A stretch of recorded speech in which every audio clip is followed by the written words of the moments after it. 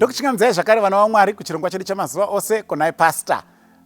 Toda kuchingamidza vatanga kuti bata nhasi. Tochingamidzawo zvakare vagara vainesu pachirongwa mazuva ose. Mwari akukomborerei pachirongwa chino. Tiri kuedza kubatsirana kupindura mibvunzo yatinayo inowanikwawo umbowo hwacho huchibva mukati mebhaibheri kubva every Monday to Friday. Tinenge tiine chirongwa ichi, saka sunungukai kutumira mibvunzo yenyu yamunogona kunge muinayo yamungafunga kuti ingapindurike neumbowo huri mukati mebhaibheri. Totenda vari kutumira mibvunzo, Mwari aramba achikuitirai zvakanaka. Nevari kuramba vachitumira vamwe, Mwari aramba achikuitiraiwo zvakare zvakanaka. Regai tibva tapinda mumubvunzo wanhasi wabvunzwa neimwe hama panapa. Uri kuti iwo konai pastor, ingava mhosva here semutendi kuita bhizinesi rekutengesa doro kana mbanje? Ndo mubvunzo wabvunzwa neimwe hama yedu.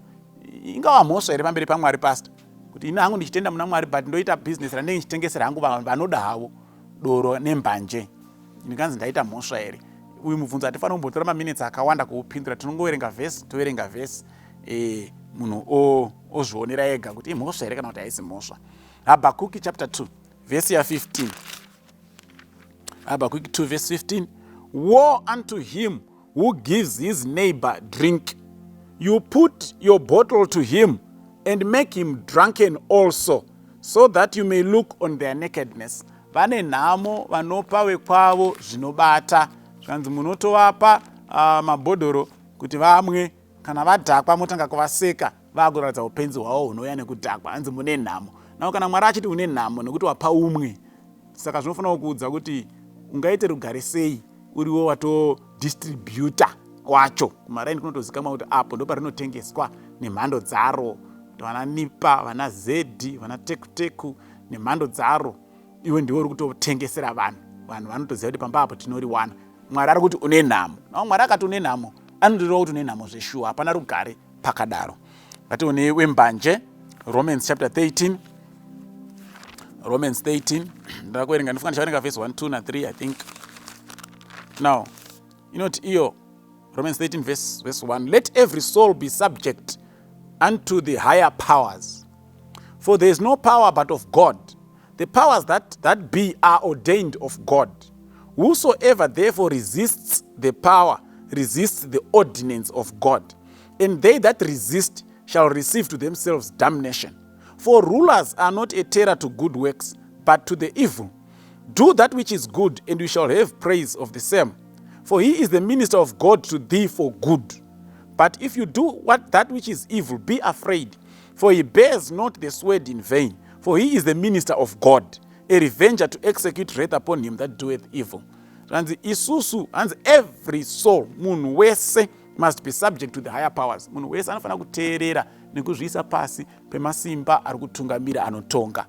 Because hakuna simba rinozviisa rega risina kutenderwa naMwari kuti rivepo. Any power, whether ari kuita utsinye kana ari kuita zvakanaka, any power is ordained of God. Mwari ndiye kana zvinzi ordained, Mwari ndiye atendera kuti rivepo. Mwari ndiye akatendera Babylon kuti inoparadza Judah.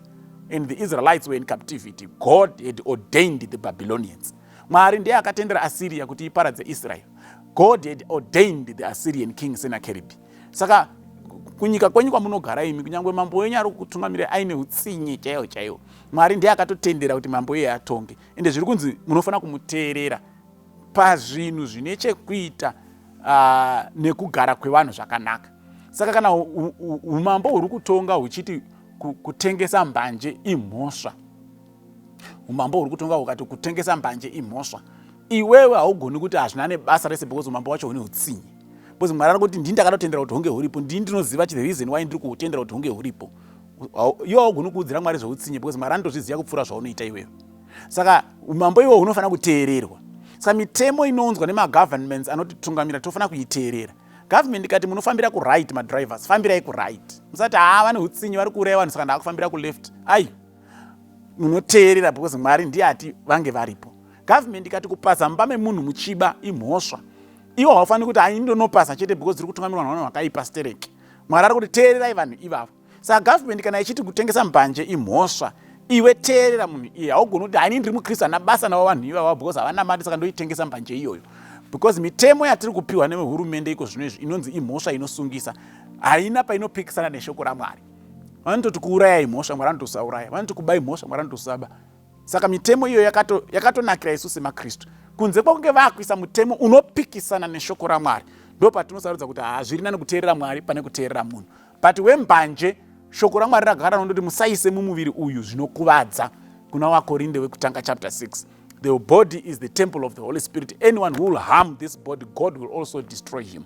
Saka kana hurumende yakutokuti usatengesa mbanje, iri kutokubatsira kuchengeta mutemo waMwari. Saka iwe semuKristu haugoni kuti aindoitengesa chete zvakadaro, when the government is actually helping you to observe a law or a principle yeshoko raani nai, yeshoko raMwari. Saka muKristu haugoni kuita business rezvinhu zviri kurambidzwa nehurumende kana zvinorambidzwa neshoko raMwari. Hazvigoni. Todaira tabatsirikana, Mwari atikomborere. Amen.